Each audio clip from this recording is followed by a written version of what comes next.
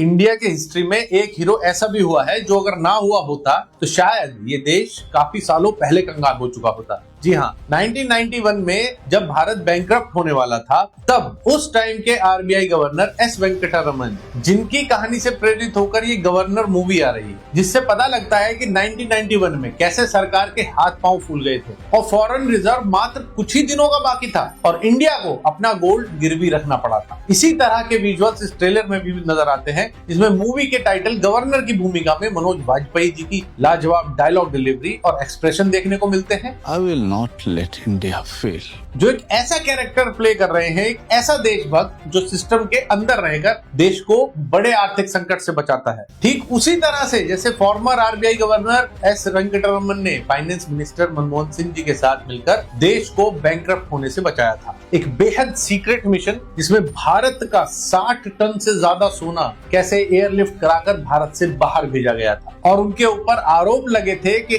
आप देश का सोना नहीं बल्कि देश को बेच रहे हैं। इस ट्रेलर में देखा जा सकता है कि किस तरह से अपने ही लोगों से गवर्नर को चुनौतियों का सामना करना पड़ा था, कैसे लगातार उनके ऊपर देश को बेचने के आरोप लगाए जाते हैं। लेकिन अगर वो ये स्टेप ना लेते तो शायद देश ही नहीं बचता। खाड़ी देशों की जंग की वजह से देश भर में पेट्रोल डीजल की कीमत आसमान छूने लगी थी और लग रहा था कि भारत शायद अपना कर्ज तक नहीं चुका पाएगा। विदेशी ताकतों ने अपना खेल शुरू कर दिया था। उस समय भी लोग सड़कों पर उतर चुके थे। आंदोलन के नाम पर देश भर में दंगे भड़काए जा रहे थे। मेरे हिसाब से हर भारतीय को एक गवर्नर मूवी जरूर देखनी चाहिए, क्योंकि असली हीरो हमारे इतिहास की किताबों में नहीं मिलते हैं और हमारी जनरेशन को और आने वाली जनरेशन को ये सब पता होना बहुत जरूरी है। जब ही हम समझ पाएंगे विदेशी ताकतों के उस खेल को जो देश को लगातार गिराने की कोशिश करते रहते हैं। कमेंट्स में जरूर बताएं, क्या आपने गवर्नर मूवी का ट्रेलर देखा है और आपको कैसा लगा? क्या लगता है आपको, अगर भारत वो सोना गिरवी ना रखता उस समय तो आज भारत की क्या हालत होती? जय हिंद।